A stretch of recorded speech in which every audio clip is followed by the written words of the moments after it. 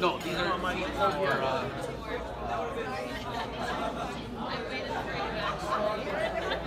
here, why don't you Well, he does. He really likes it. He really likes it.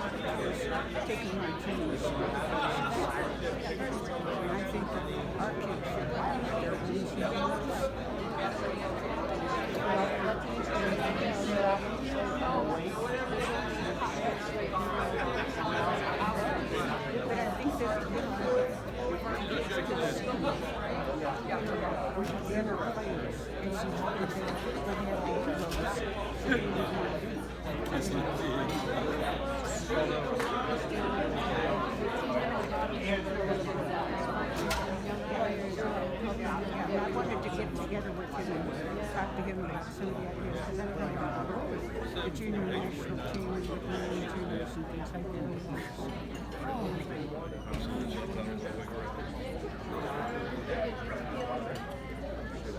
All right, everybody, we're going to start. Come into the back. You're in for a real treat tonight. Something that's never happened at a racquetball tournament before, and that's a magic show. And I will introduce the magician later, but we have a little program that we want to do beforehand. And the first thing I want to do is thank the players for coming to this event.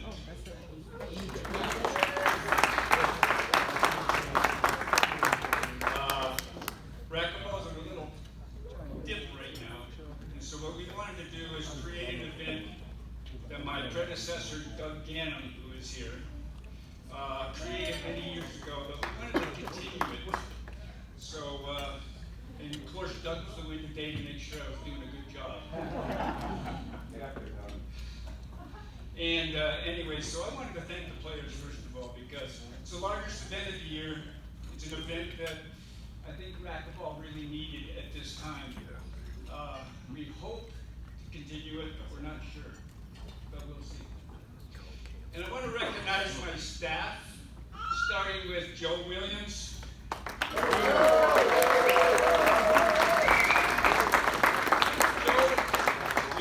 Joe, I could not do this. I just drilled it. So Joe, thanks. Leo Vasquez, my PR manager. Leo, the social media. And I went to Leo and said, Leo, we got to get 300 people at this event. This was 2 years ago. We started planning 2 years ago. He created a social media platform, and we got 350 people. So thank you. Many of you, I have a bad case of gout right now, and I have a hard time standing, so I hope I get through this. If you want to look at my wrist. Would you like a chair? Heather Schmidt. Hey, Heather! My old secretary, who I called up a month ago and said, I need help with the hospitality. And I hope you've enjoyed the hospitality. I think it's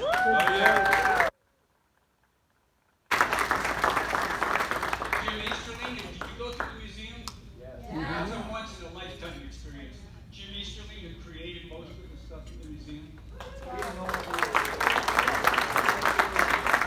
MJ, who I can't pronounce her last name, so I won't. MJ, who was in charge of registration, sales, and everything, volunteering 10, 15 hours a day. She's at the bar.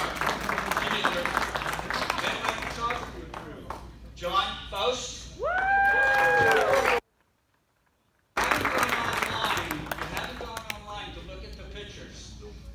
There's 300 or 400 pictures online.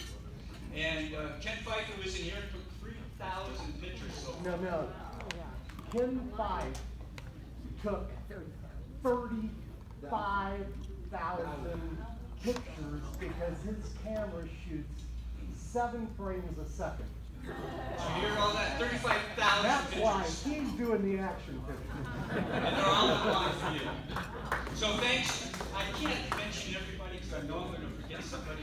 But thanks to my entire staff.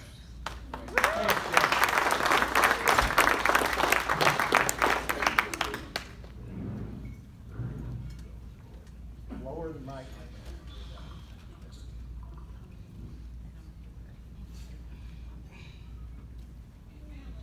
Now my sponsors, you know that the budget for this event is $150,000.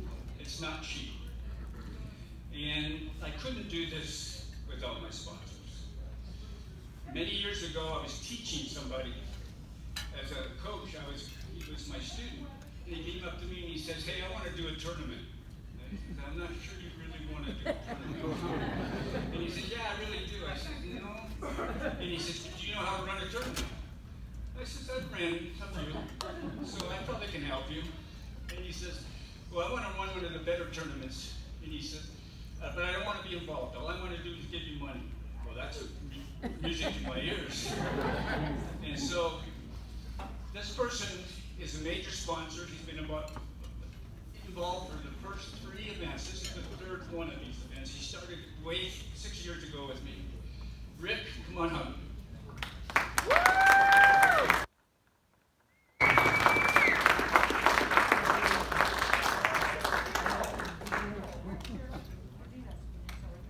We have a little something.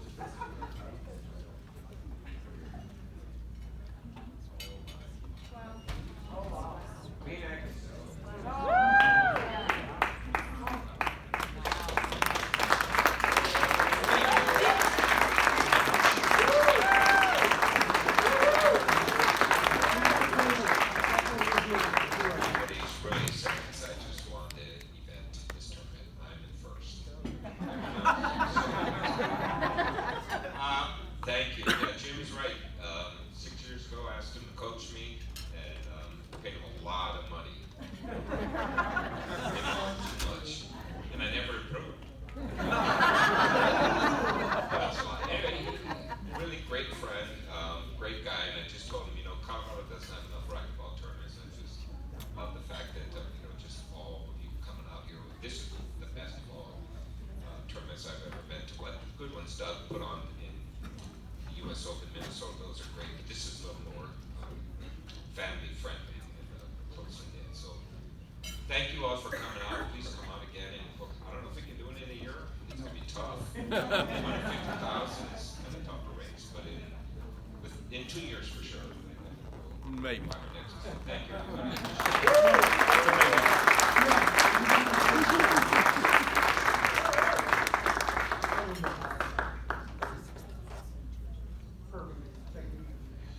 Well, this year we wanted to do something better than last year. We didn't have enough money. So I called, you know who, Mr. Miner, and said, Keith, I don't have enough money. Do you want to be involved? And it wasn't even a question. He just said, how much? And he said, I said, so much. And he says, is that all? I said, you kidding me? So Keith, come on up.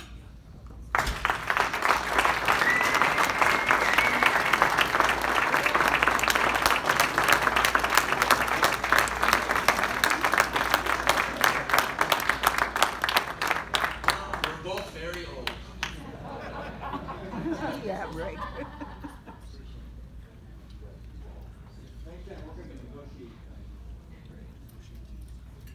Cool, you're getting the hang of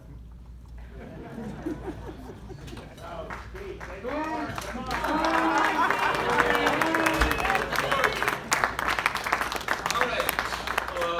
Those are my two major sponsors. We've been with them.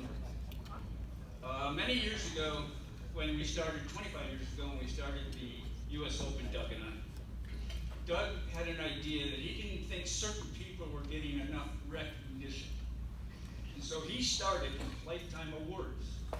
So our first Lifetime Award is going to be a person that I'll let Doug introduce. Doug?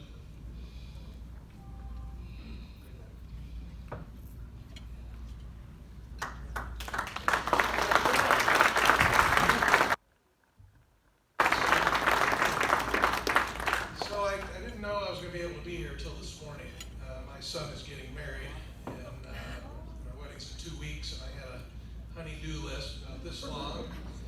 But I got it all done on Friday, and I told my wife I'm going to try to grab a flight. I found one seat and hoofed out here.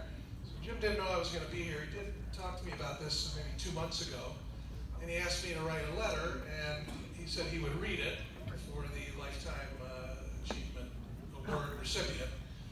And the thought of his public speaking just made me sick, and I wasn't going to let that happen. So here's the letter I sent to Jim.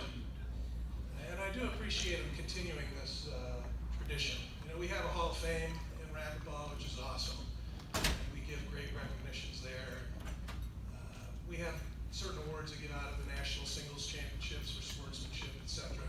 But people that have devoted their whole lives to racquetball, sometimes they fall through the cracks of the awards that we do have in our sport.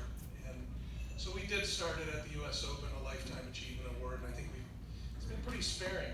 Maybe a dozen people we've given them to over the years. I can't remember all the names, but guys like Randy Stafford, and, Jim Heiser, and Charlie Brumfield, yeah, we got him in there.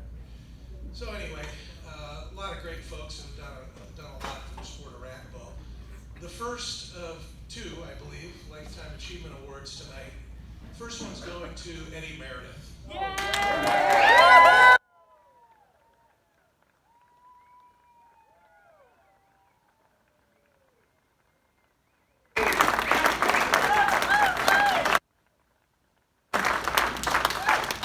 Jim told me this, I was heartbroken I wasn't going to be able to come, and I did write a letter. So I'm just going to go ahead and read the letter. First, I want to apologize for not being able to attend this amazing tournament.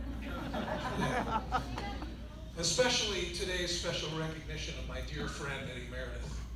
My oldest son is getting married this month, and we're swamped with wedding preparations. Sadly, I could not get away this weekend. Congratulations to Jim Heiser and his incredible team and event staff, his volunteers, his generous sponsors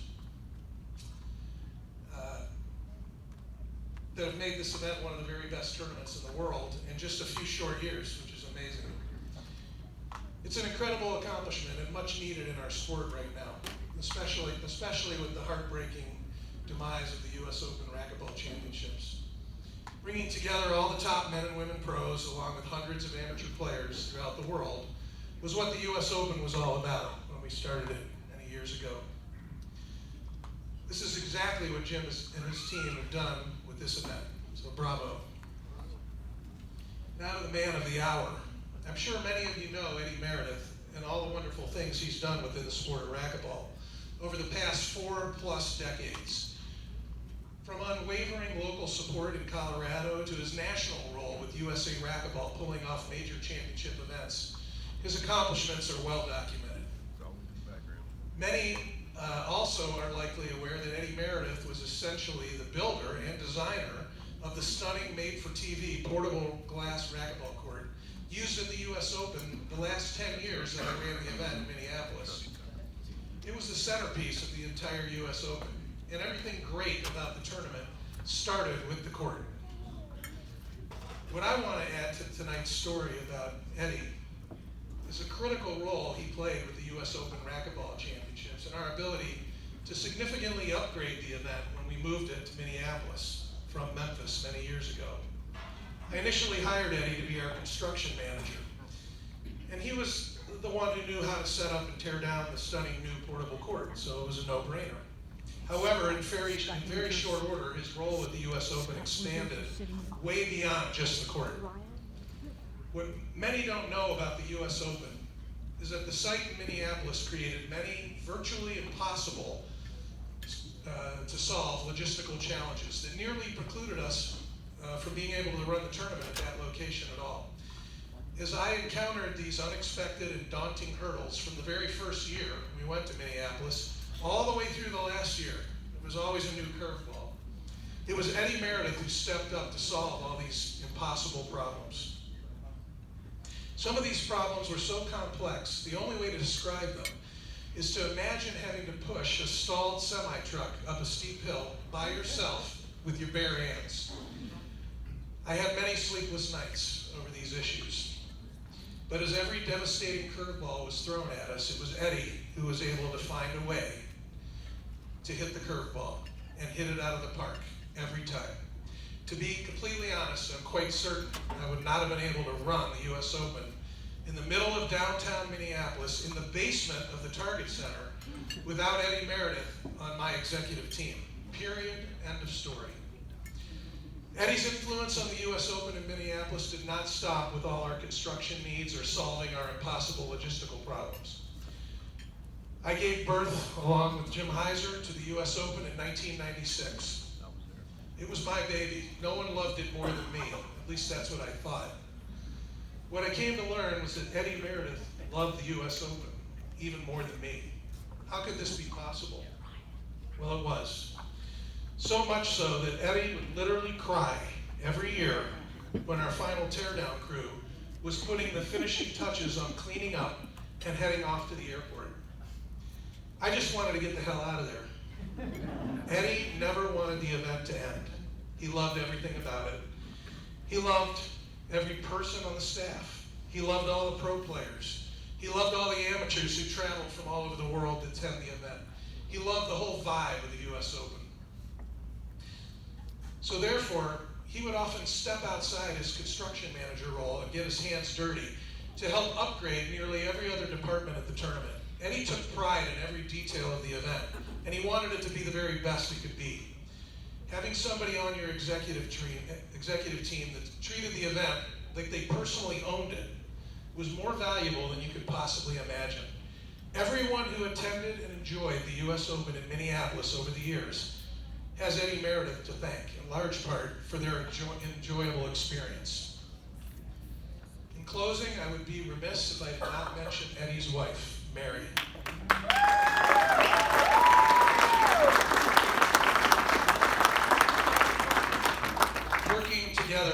so closely over the years, my wife and I had the great pleasure to become good friends with Eddie and Mary. What we came to learn was that there was literally no Eddie without Mary. She's the engine that makes him go.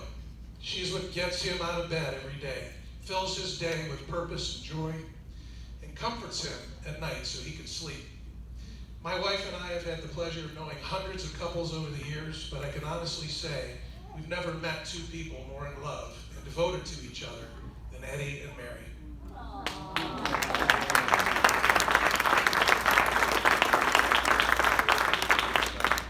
On a personal note, and probably unbeknownst to Eddie, Eddie's been an inspiration and a mentor to me regarding how a man should always treat his wife. Quite a gift that he gave me. Congratulations, Eddie, on a much-deserved and long overdue Lifetime Achievement Award. I hope to see you soon, my friend.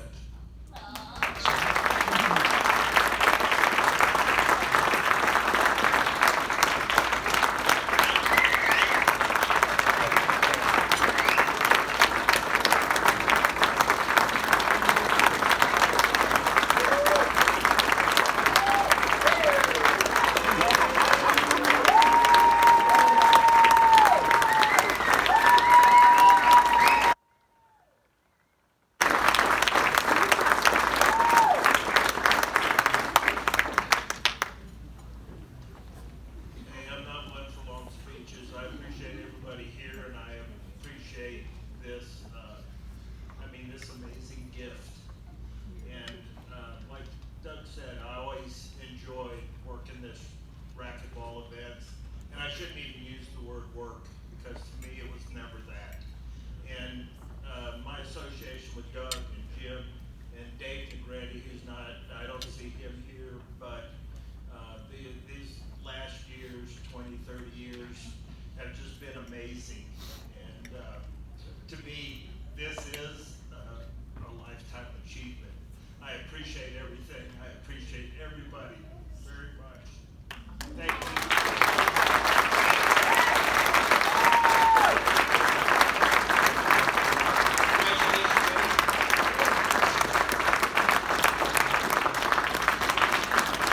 We have a second Achievement Award. And this one's a little surprise. We have a number of surprise guests for this person.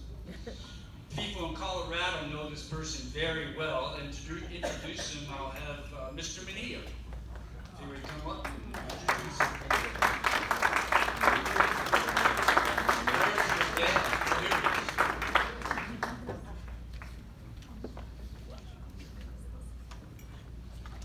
is. This is my grandfather.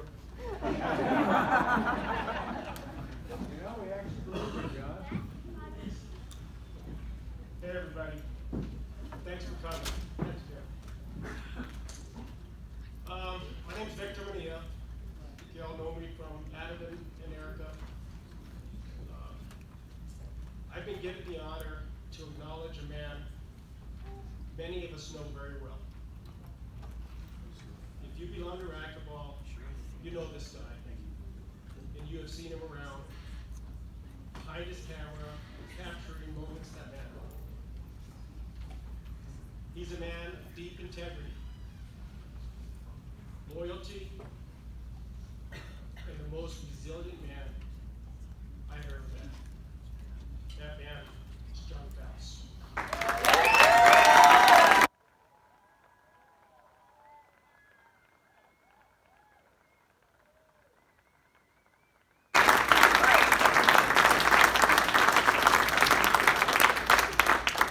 This guy has an impressive list of accomplishments.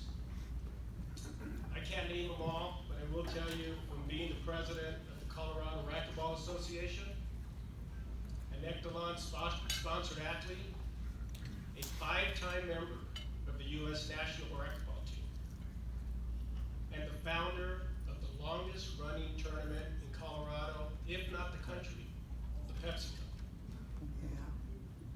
Cup. But there's more to him than his resume. And I'd like to tell you a story that exemplifies John. John's first love is racquetball. but his mistress is golf.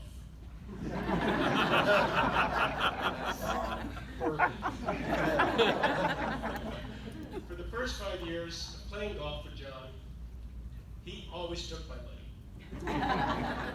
I'm pretty sure that was the primary reason he kept inviting me. About 2 years ago, we were out playing golf at Meadow Hills. This time, he was actually losing. Yeah, that's tough. But that never matters to John. We approached the 18th hole, and he looked at me, you know, with that very competitive look. Cleverly, he said, Vic, we're going to push on this hole, because he knew I had a habit of always choking on the 18th. I took the bait again. I grabbed my driver, walked to the tee box, and teed it up. I hit the thing clean and hard, right into the water. John said nothing, saunters up to his tee box, and hit his ball right down the middle of the fairway, consistent as usual. He looks back at me with that smirk on his face. He's got me. I know it, and he knows it. Now I'm hitting my third shot, trying to play catch up. It takes me 2 more to get up to the green. I'm at 5 shots, John's at 3. If you can believe this, 9 times out of 10, John wins the 18th hole. Why? He never gives up. He's the most resilient man I've ever met. He could be down in the game, but even if he is, he's so irritatingly confident that he'll turn it around. He'll double down on that bet. And he's like that in life. He might get a tough lie, but the tenacious John will turn it into a win. He won the hole, but lost the overall golf game. And it was the first time I ever won money off John. And you know what he did? He let me buy drinks.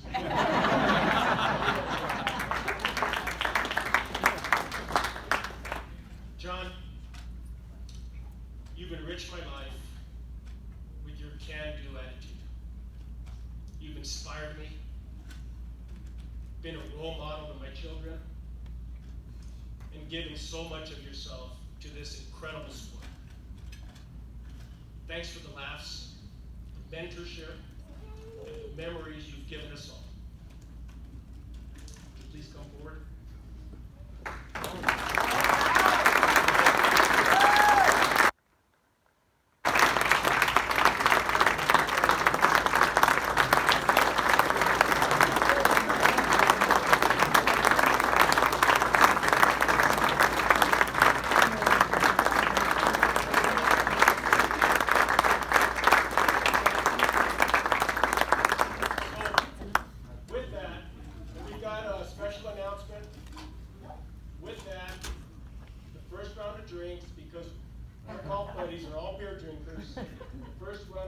For everyone is on your friends, John, who are here. Cold brew for everybody. Okay?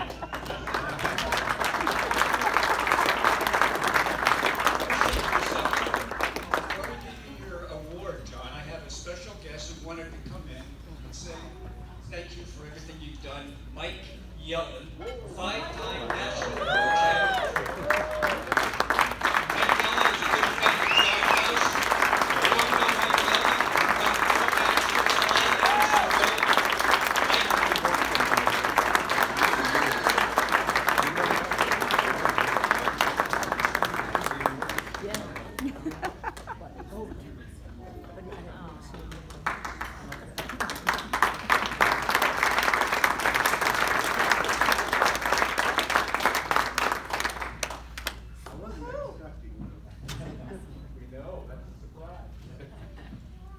Congratulations, John. You're an incredible inspiration to everybody in this room. and you have been to me for, I don't even want to tell you how many years. I saw John yesterday. I'm going to tell you a little story because John is a partner of mine in our business here in Colorado. He's been with us for 15 years, and he makes an incredible impact on our business here and in the region. You, Fred Davis. This guy's amazing. So I flew in town just on Thursday night. I had a little town hall meeting in my office. How many are in the office here? 40, 50 people. 40, 50 people. Just give them a little update on how great they're doing. They're doing incredible. This is one of our shining star offices. Fortunately, we have a lot of those offices around the country. So my job's a pretty easy job. I get to go around and tell people thank you for taking care of us each and every day, and thank you for taking care of our customers. It's not really a job, but I get paid to do that. So he comes up to me and he says, hey, there's a tournament in town, and so on and so forth. I said, John, you gotta give me a break. I gotta do a town hall meeting right here. I got everybody in the back all sitting there having a little bite of whatever, and I walk in and he said, well, afterwards you gotta give me 5 minutes. I gotta do a video. I gotta do a video of you. I want you to say a few words about Jim Easterling. I want you to say a few words about Jim Heiser. And I said, John, I gotta get on a conference call. I didn't have a conference call. So I got a conference call at 8:45. And he's following me. And by the way, he's keeping right up with me with the crutches too. That's not supposed to happen. I knew I was not the fastest guy on tour, but I wasn't that slow. But anyhow, he's keeping right up with me. So I said, John, text me whatever's going on. Let me try to call you later in the day. Let me see if I can do something on the video or this or that. Well, I'm not the IT guy either. So when it comes to the video, this or that, I usually like to have somebody hit the buttons for me because that helps me make sure I'm on screen if I'm supposed to be on screen in my business or whatever else I'm doing. So needless to say, I didn't call him back, and he's been swearing at me since yesterday morning because I never called him back. I wasn't going to do a video. I wasn't going to do anything. The people at our office here love this guy. He's at the point where he's kind of maybe going to 2 days, 3 days a week, and every time he says, I want to go to 2, we say, no, we're not accepting that. You're staying for 3. Eventually, John's going to move on, and there'll be a loss in the office because his personality and the way he treats people and respects people is second to none. And I said to you, he's been a partner in my business here for about 15 years, and he's one of the bright stars in this office. And I'm telling you, there's 40 or 50 of them because they all do a great job. And the day he leaves, it'll be a loss for us in this office. But I heard right before somebody was talking about a golf story. So I got to tell 2 stories. One is that back in the day when John was competing in racquetball, not only here in Colorado, but in the region or sometimes nationally, I would be either upstairs or behind the glass, and I would be rooting for John. Because how can you not root for John? And I remember seeing some guys get into the court and look up at somebody that was with them, their buddies or their girlfriend or their spouse or whatever, and I'm going to make quick business of this guy because he's got a little different situation, obviously. And I would just kind of smirk a little bit because nobody was as fierce and as competitive as John Faust on the racquetball court. And so whoever was before me and mentioned he was an inspiration to so many here, I'm one of those people. He was an inspiration to me. I saw what this guy did on the racquetball court. And I can assure you, and this guy has all the racquetball statistics, and this guy's got more of the racquetball statistics. I guarantee you, and I'll put anything on it, matter of fact, if anybody can prove me wrong, here's whatever it is right here. If anybody can prove that John Faust dove on the racquetball court after the ball more times than me in my career, guaranteed. Guaranteed. That's how competitive this guy was. And all I'm telling you is the guys, the people that he played in those matches, they were looking up and kind of smirking because they were playing against John Faust. Their heads were this way when they finished the match and they walked out of the court with their heads down. That's the competitive guy and the competitive spirit of this guy. Incredible.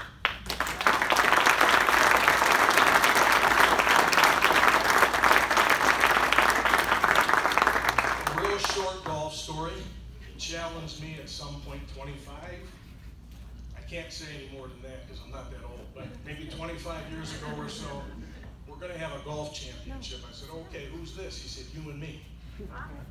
So he makes up a trophy, he does this, he does that, he has me come out to Colorado to play golf. I said, okay, yes sir, Mr. Faust, I'll be there. I show up, and somehow, some way, I won that first trophy. So at the end, after he hands me the trophy, he said to me, he said, well, you know, part of the deal is that you have to come back and play me next year, so I have a shot to win it back. I said, oh, okay. I didn't answer, I just listened. I said, oh, 25 years later, I've never played him again. I still hold that golf club. And he will not get a rematch on the golf club. That's my golf story.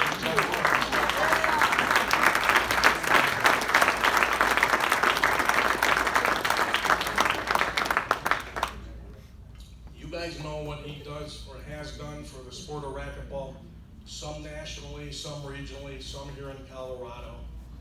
Incredible, absolutely incredible. I believe it's the Lifetime Achievement Award that he just won. So perfect for John Faust. He's given anything and everything. His own blood, sweat, and tears, his own money he's poured into this game. He's done anything to help keep clubs afloat and tournaments going. I know it, I talked to him and I would hear it. And just amazing. You guys are very, very talented, Doug. Great, just a great guy in the sport of racquetball. So deserving of this award. But I do want to just say a couple words about a few others here, because I don't get around too often and I don't get a chance to see a lot of people here in the room. But this young man right here, well, let me say it this way. There's two guys here that have a lot of gray hair. One to my right and one to my left. I was a smart one that realized staying out of the game of racquetball, once I hung it up, I could keep my color. But these two guys, Mr. Jim Easterling, Mr. Jim Heiser, had put their blood, sweat, and tears into this sport of racquetball. We're all blessed because of their efforts, including John. You have 3 racquetball MVP, 3 racquetball superstars right here. Certainly John, winning this award and being honored with this award is one of them, but so too is Mr. Easterling and Mr. Heiser. They've done incredible for the game of racquetball.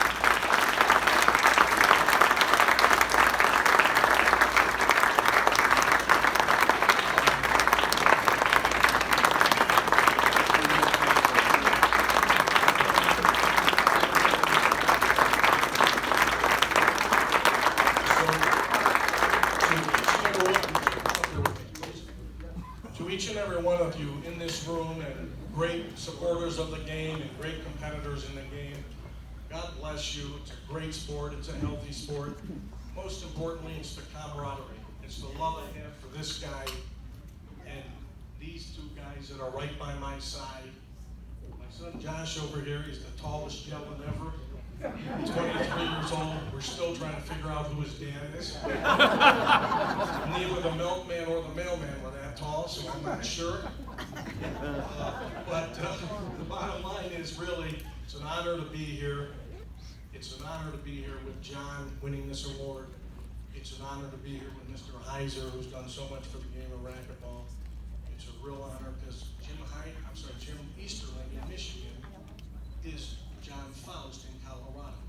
This guy has done amazing things in the state of Michigan for racquetball, and he too is deserving of this award, and I'm sure one day we'll be getting it, and I'll be back if I'm invited to say a few words about you. So to all of you in this room, God bless you. I'm grateful that you're all here supporting the sport of racquetball. You have some real racquetball champions right here. I'm not talking about myself, because these guys are the real heroes in the game of racquetball. I got to play it at a competitive level. I got to win a few bucks from it, and I got to move on to other things in life, and the game was great to me. These guys are the true heroes in the game of racquetball. So God bless everybody here. God bless you, and you. And thank you, and have a great rest of the tournament. I guess the finals are tomorrow. So thank you very much.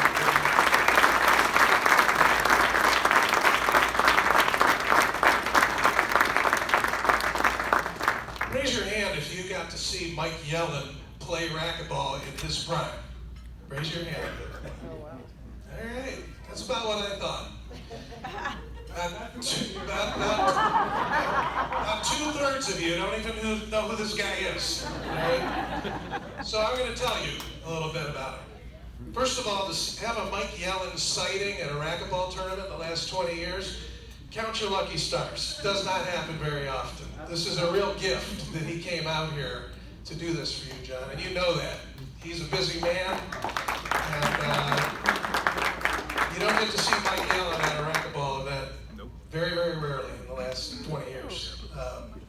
So I was 19 years old. Actually, first time I saw him, I was 15. It was up in Michigan. And he was in his prime. He was #1 in the world, and nobody could beat him. And about 19, I got to play Mike Yellen. He doesn't remember because it lasted 34 minutes.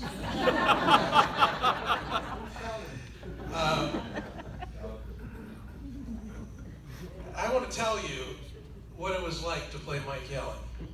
I had a full head of hair at 19. And I can tell you exactly when it started to fall out. 45 minutes after I got off the court. We got a lot of younger people here. I'm trying to think of an analogy of what it would be like to play Mike Yellen today. All you young guys, and I know you guys watch like UFC fighting. Imagine being in an arm bar and he's about to break your arm unless you tap out. That's what every point was playing Mike Yellen. It was mental and physical torture. It was like playing an elite athlete and a geometry professor at the same time. Because the ball was always 4 inches just out of your reach. Everywhere it was on the court, it was 4 inches beyond where you could possibly get it. And this went on point after point after point. It was torture. And if you watched him play outside the glass, you know, you weren't blown away by anything in particular. He didn't have a 400-mile-an-hour drive serve. He didn't have a thunder splat from his head to hitting. He just tortured you with geometry. And you wanted to kill yourself when it was over. Anyway, I encourage you to go back and look. There's old films, and you know, probably somebody. I'm trying to think of somebody who played like Mike Yellen. There's only one name that really comes to mind. It was Jack Cusack. Jack kind of mentored his game after what Mike did, and Jack was very precise. His passing shots were always hitting the side wall just out of your reach, and you know, same kind of thing. I will tell you this about Mike. He did have one weapon that no player in the history of racquetball has been able to duplicate. Everybody talks about the greatest forehand of all time, and greatest serve of all time, and you know, etc. Mike had the greatest ceiling ball of all time. And most of you probably don't think that's any big deal. If you got in a ceiling ball rally with Mike Yellen, you're done. It's over, you're losing the point.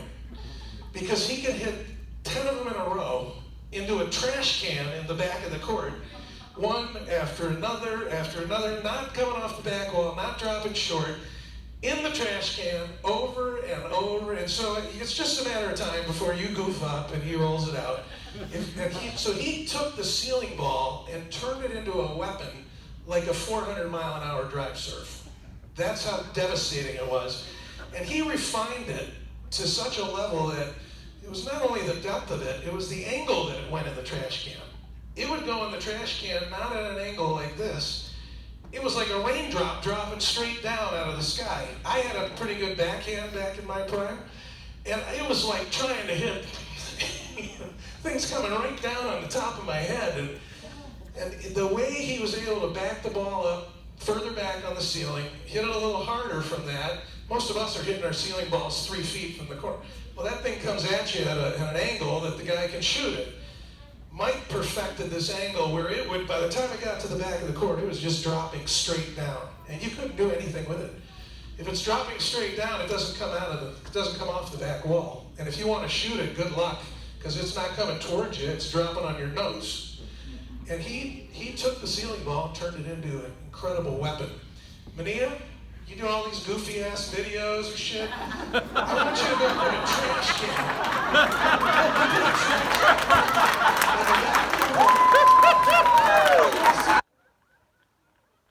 I'll see you in 2035. Put a trash can in the back. You put 10 in a row in the trash. None of this baloney Photoshop shit. I want to see it. I want to see the whole thing. He can do it 10 times. If you can do it 4, I want you to call the newspapers. I'll be looking for it.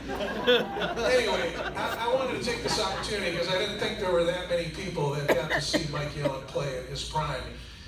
Nobody could beat him, and he's one of the top 4 or 5 players to ever play the game, maybe the top 2. He was incredible, and to have him here tonight is a gift. Thanks for coming.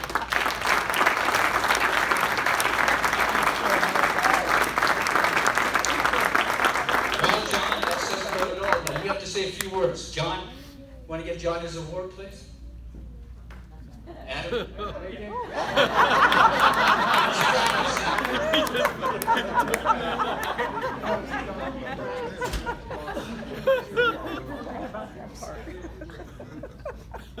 Well, I wasn't expecting this. And when I saw Doug today, I thought, well, this is pretty cool. And one of the great things about this tournament, about any tournament, is the people that show up. And you know, when I came in here tonight and I looked over and I see Rich and Diane, the guys, they used to be members of my club. They don't play racquetball anymore. They're like the peak people. And so I'm like,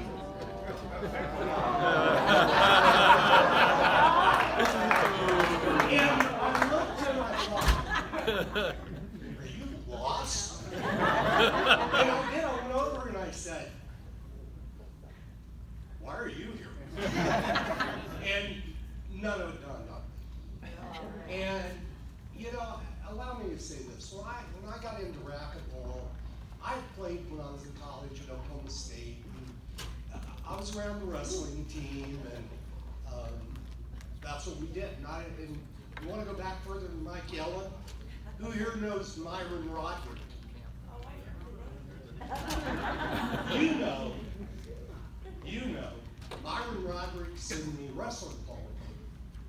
He is a former past president of the International Racquetball Association, and was a multi-time racquetball champion. And when I went to school, racquetball was just starting.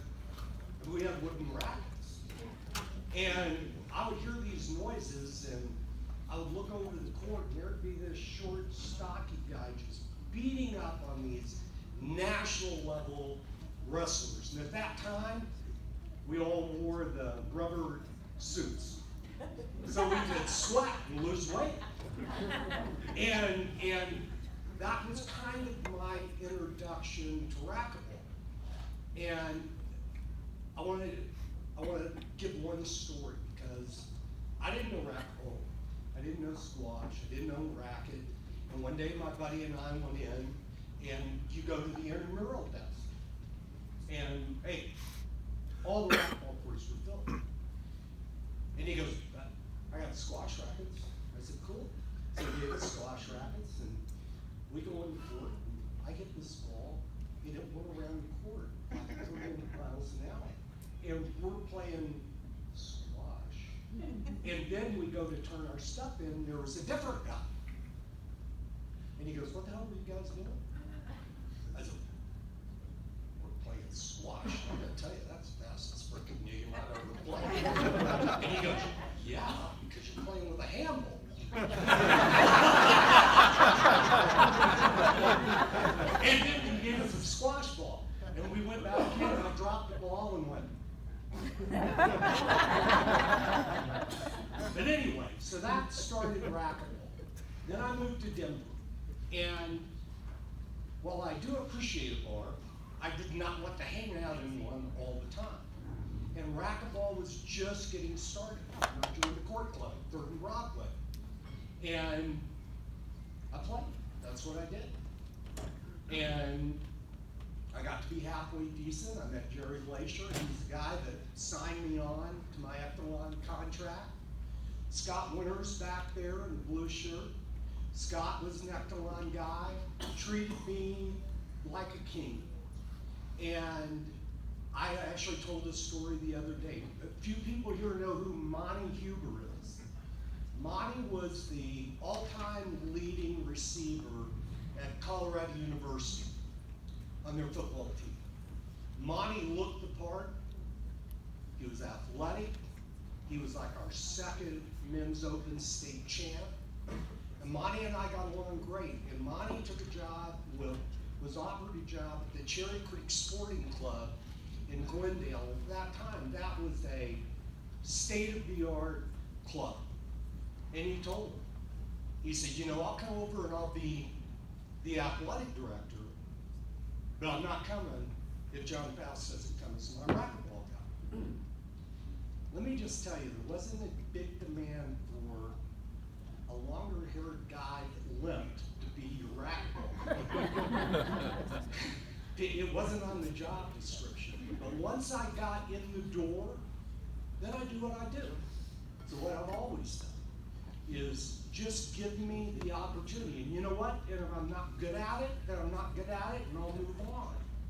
But and that started it. And I played in the very first racquetball, Colorado Racquetball State Championship in 73, 74. And I remember sitting in my locker, and I still have this draw sheet, and I read it. First annual Colorado Racquetball Association State Championship. And I read it, and I went, oh, first one. That's kind of cool. I'm going to save this. Little did I know that that was going to be the beginning of a lifetime. Just like photography. I've been taking pictures since I was a kid. It makes sense to me. I enjoy it. I'm not the best in the world, but I have a good eye for it. Racquetball has given me things that, I mean, I look at this room, I see Pamela and Vern and Murray. Holy shit. That's like a Mike Yellow side. And, you know, what more could you ask? I mean, everything. It's like, what do they call it? The 7 degrees of Kevin Bacon or whatever. Sometimes when people, how do you know? And I go, well, racquetball. Yeah, racquetball. And this is it. At America, I mean, since they were just little kids. I taught them how to play backhand. Their parents, and I'm teaching them the game. Of course they were kids, so I couldn't take money, so we played for push-ups. I was their personal trainer for a while. And now we're his. Yeah. That's how I got on crutches. And right off the bat, I could just see that they're competitive. And they took it the right way. If they lost, they were not forced sports. They just wanted to get even. And they've been great friends. And Mike, first time I met Mike, I picked him up at the airport in my Volkswagen. And I was doing pictures for a magazine, and Mike was coming in for a clinic. And I pick him up, and he does the clinic, I do my pictures, and at that time, I was the player program director for Echelon for this region, and Mike and I became friends. And I would set clinics up, this back in the heyday, so I'd set up clinics in Aspen and Vail, and I'm doing this for a lot of the pro players. But the one thing that Mike did, and that's why I knew we were really going to be friends for a long time, is I would do this for other pros. They just expected me to do it. Mike would come in and wake me up. And then I gotta go. I just want to say thank you for setting this clinic up, or setting this clinic up. And he was just very thankful. And we would compete at everything known to man. I hate to cut you off, but we have a program tonight. Anyway, thank you.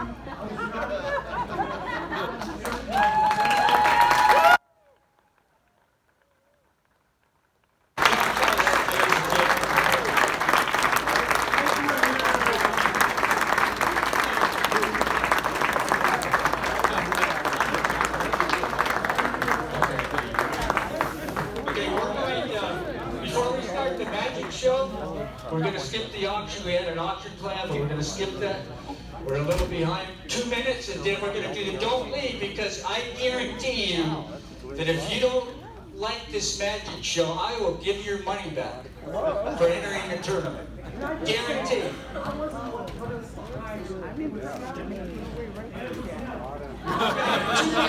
Take a break.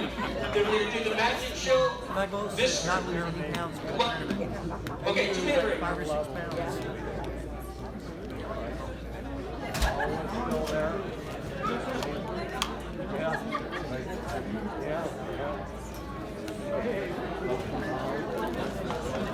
Oh wow. Perfect.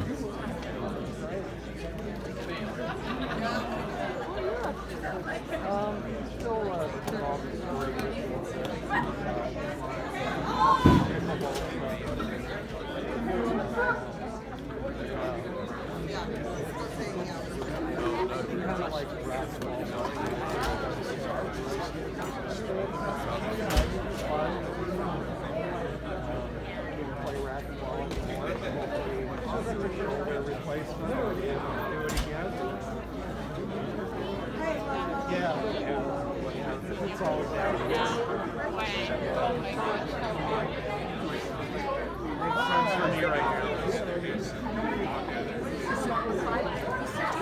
Makes sense for me right now. I kind of want to go sleep, but Mike's like, I can't leave. So, back to start at 8 a.m. tomorrow. So yeah.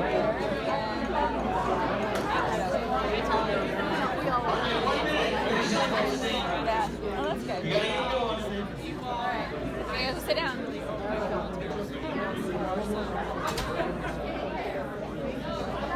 Get back to my seat. You all like literally hit a racket in the back of your head and the youngest athlete here in Indiana. We're like, we're gonna leave this one racket. Today It's just spoken to. Oh, and I'm trying not to fuss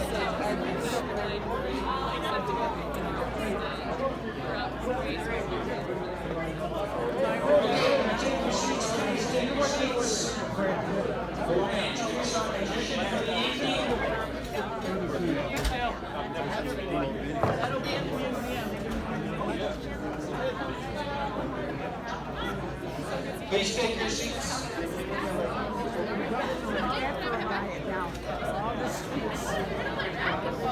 He's my son.